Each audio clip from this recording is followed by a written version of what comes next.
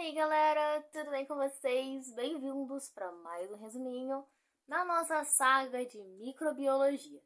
Bom, o assunto de agora é resposta inflamatória. Bom, gente, como você já sabe, deixe o seu like, compartilha com o seu amiguinho da Odonto. Bom, nesse resumo eu vou tentar trazer fatos que a professora trouxe aí pra gente, né? Se você não estuda comigo, fica tranquilo, porque o que tá aqui pode e vai te ajudar muito nas suas provinhas também. Então vamos lá, galera, começando, tá? Quando eu falo resposta inflamatória, a gente sabe que é algo que vai agir em defesa contra algum agente aí estranho no nosso corpo. A inflamação é vista como boa? Não, normalmente não.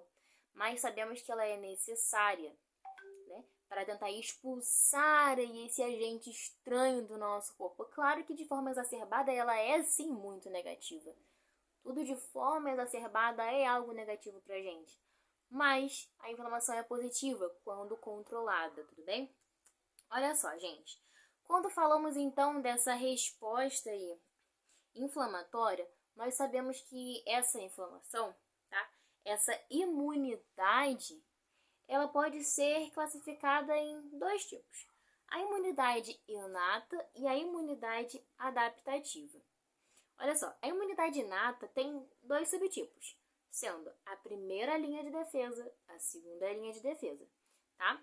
A primeira linha de defesa, ela trata-se da pele intacta, da membrana, de secreções da microbiota normal. Então, a imunidade é aquilo no seu corpo para te proteger. Quando falamos em imunidade inata, aquela que vem já prontinha, que está sempre com a gente, primeira linha de defesa, sendo a pele, mucosa, a membrana. Segunda linha de defesa da imunidade inata, a gente tem o quê? Fagócitos como neutrófilos, eosinófilos, células dendríticas e macrófagos, inflamação, febre também e outras coisinhas, tá? Sendo essa segunda linha de defesa ainda, né, na imunidade inata. E eu digo inata porque, já expliquei pra vocês, é como se ela já viesse assim, pronta com a gente já tem esse mecanismo de primeira mão, entendeu? Assim, já atua contra o patógeno, contra o micro-organismo aí estranho do nosso corpo, no nosso corpo, entendeu? E a gente tem a imunidade adaptativa, sendo aquela que é a terceira linha de defesa, um pouco mais específica, que vai liberar aí anticorpos, tudo bem? Sendo aí, olha só, linfócitos especializados, células T e B e os anticorpos que eu já citei para vocês, tudo bem? Olha só, a ativação da resposta inata, tá? Ela vai promover o quê? A estimulação da via TLR, que desencadeará uma cascata de sinalização, resultando na produção de citocinas pró-inflamatórias, tá? E reativos intermediários do nitrogênio. Tá ok, gente? Vemos aqui que nessa ativação da resposta inata, nós notamos que temos um receptor de manose, tá? E há uma ligação ao PAMP. Que aí a gente vê esse padrão aí de moléculas. O que acontece, gente? Vamos lá mais uma vez de forma tranquila. A resposta inata, aquela que já vem prontinha com a gente, já é a nossa primeira linha de defesa, ou até a segunda também. A terceira que seria a imunidade adaptativa. Ela vai se propagar, ela vai gerar uma cascata em defesa para o nosso corpo, tá? Ativação de macrófagos, receptores de reconhecimento padrão estão presentes na resposta inata. E o que seria a inflamação em si? Vocês lembram onde a inflamação se encontra? Na inata, sim, mas sendo a segunda linha de defesa, tá? A primeira é pele, mucosa, secreção, tá? Membrana. A inflamação se encontrando na segunda linha de defesa, ainda na inata, tá? É uma resposta fisiológica do organismo, visando o restabelecimento do equilíbrio do mesmo. Se tiver uma perguntinha na nossa prova, pegadinha, dizendo que a inflamação não é fisiológica, já sabe que está errado, né? Porque a inflamação é o que? Fisiológica. O nosso corpo tem essa defesa. E para que tem essa defesa, Camille? Para equilíbrio do mesmo, ou seja, equilíbrio do nosso corpo, tá? Faz parte da resposta inata inespecífica, ok? Qualquer ruptura do equilíbrio com ou sem a entrada de micro-organismo vai ser caracterizado pelo início da resposta inflamatória. Teve uma entrada de agente estranho? Não teve a entrada? Ok. Tendo ou não tendo, mas havendo desequilíbrio, vai ter uma resposta inflamatória. Tá? Então, a inflamação é fisiológica. Com ou sem o agente estranho entrando no nosso corpo, há um desequilíbrio? Já é um alerta, tá? Olha só. Estímulo para inflamação. Processo iniciado por um dano tecidual, causado por fatores endógenos ou exógenos, tá? Então, qual vai ser o estímulo aí para o desenvolvimento de uma inflamação? Dano tecidual. Por fatores endógenos, dentro, endógenos, dentro, tá? Exógenos, fora. Exemplo de endógeno: necrose tecidual, fratura óssea. Exógena, exemplos: ferimentos, tá? O ferimento químico, mecânico, biológico. Quais são os papéis aí da inflamação no combate da infecção? A infecção é diferente de inflamação, tá? Então, qual é o papel da inflamação no combate da infecção? Oferecer células e moléculas efetoras para o sítio da infecção. A inflamação, ela vai promover vamos dizer assim, um transporte, né? Vamos ter ali um fluxo, tá? Vamos dizer assim, para ficar mais tranquilo para a gente conseguir imaginar. A inflamação vai proporcionar um fluxo para a gente. Nesse fluxo vão ter células necessárias para o sítio da infecção, para essa infecção ser combatida. Quem é que vai levar isso? A inflamação, tá? Tanto vai levar células quanto vai tentar expulsar esse agente estranho. Proporcionar barreira física para prevenir a propagação da infecção também, tá? Então, levar aí células necessárias para o sítio da infecção, promover barreiras também, promover reparo tecidual também, tá? Componentes celulares de inflamação, a gente tem mastócitos, fibroblastos, macrófagos. A gente vê aqui eosinófilos, basófilos, plaquetas, linfócitos, leucócitos, muita coisa aí presente nessa inflamação, tá? E olha só, nós percebemos aqui alterações vasculares na inflamação. Lembra que eu fiz uma analogia com você, associando a inflamação com o fluxo, que leva aqui células necessárias para o sítio da infecção, que cria barreira, lembra também? Também responsável pelo reparo tecidual. Então, esse fluxo vai realmente haver. Olha o que acontece. Nós temos um vaso sanguíneo, tá? Nesse vaso sanguíneo vai passar o que, gente? Sangue, né? Óbvio.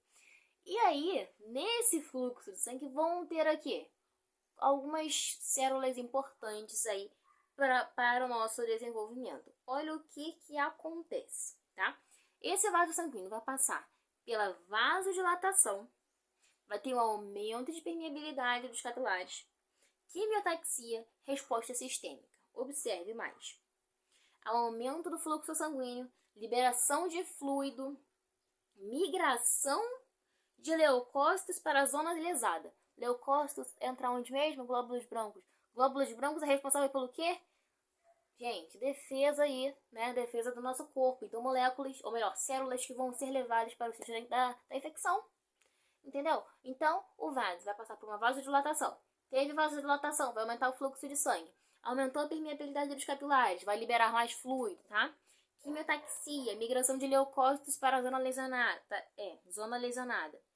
Resposta sistêmica também. Febre e proliferação de leucócitos.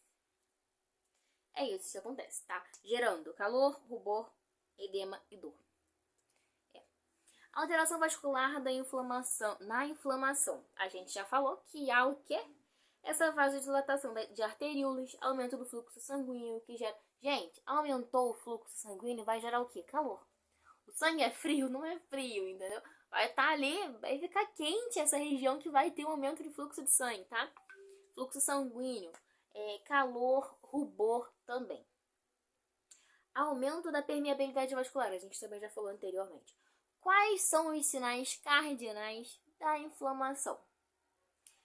Calor, rubor, inchaço, dor, perda de função, tá?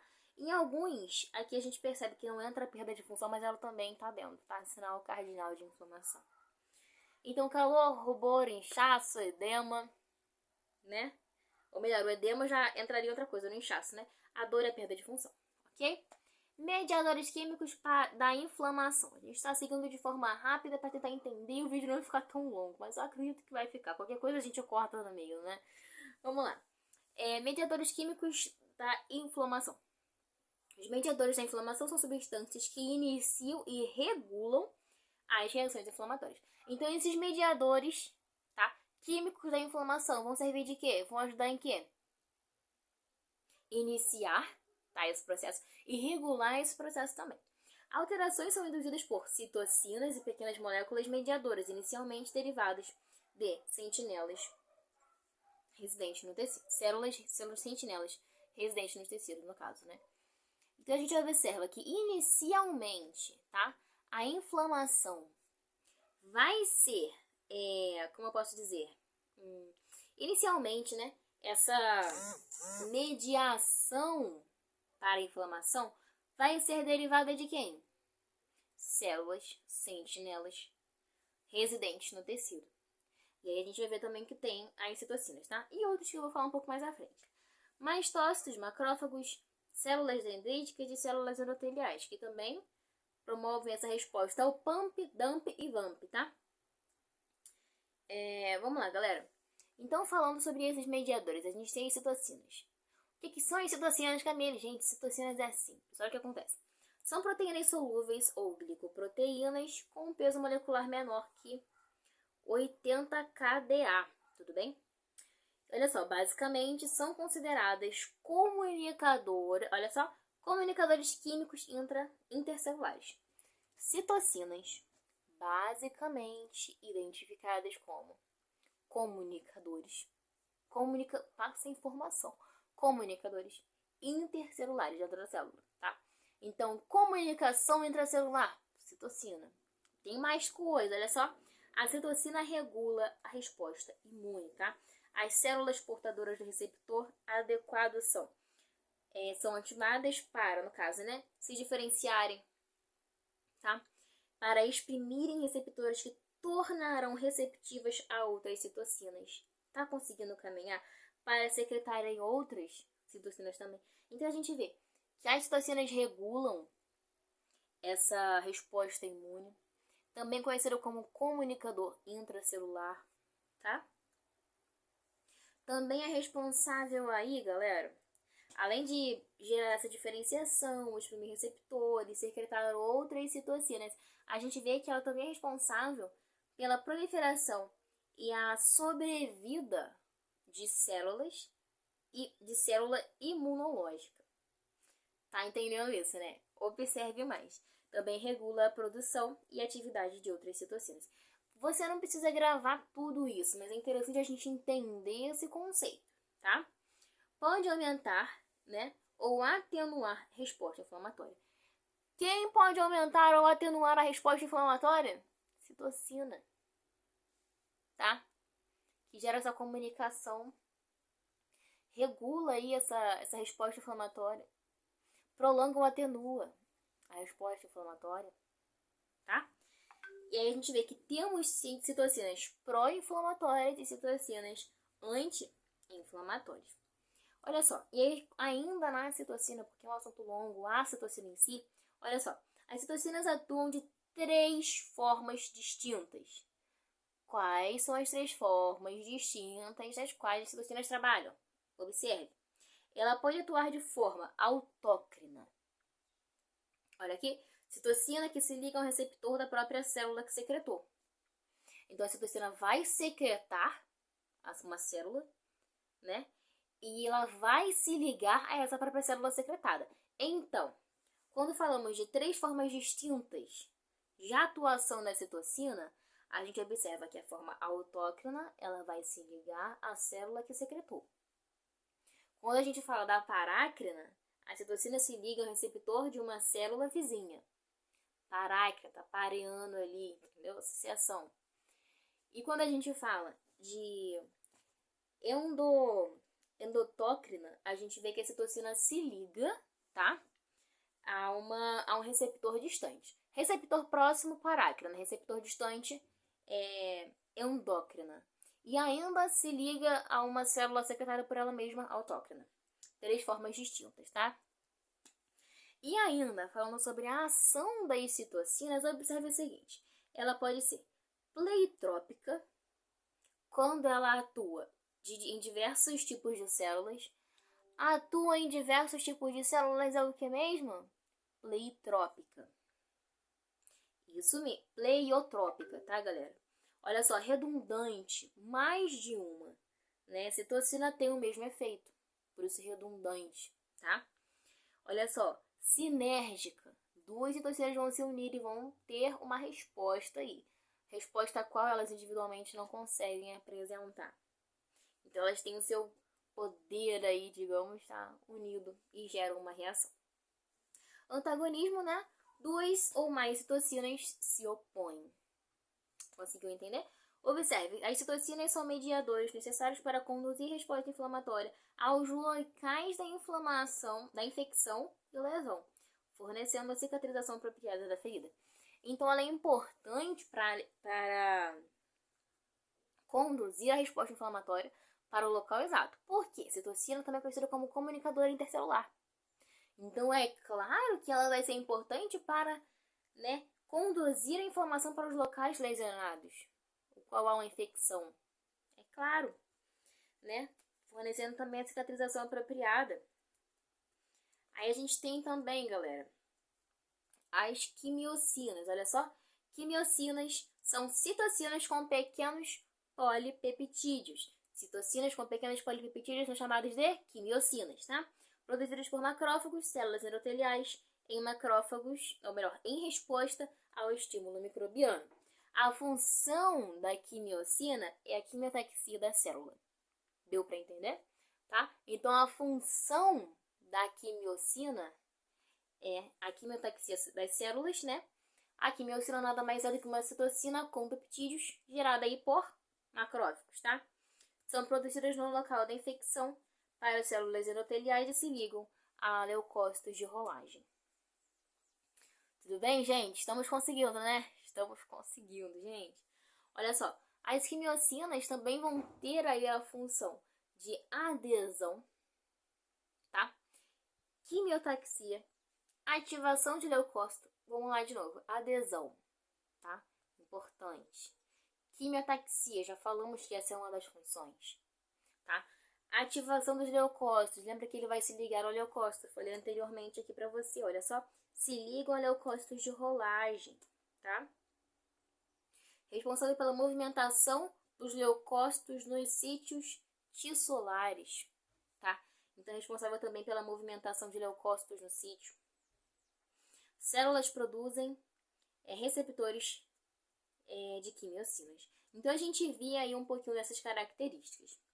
Ainda temos outros componentes, mas para o vídeo não ficar muito longo, como os vídeos passados que ficaram longos, vamos terminar por aqui. Deixa o seu like, compartilha com seu amigo Nodonto e fica pertinho aqui. Já assiste o próximo vídeo que vai continuar a nossa matéria.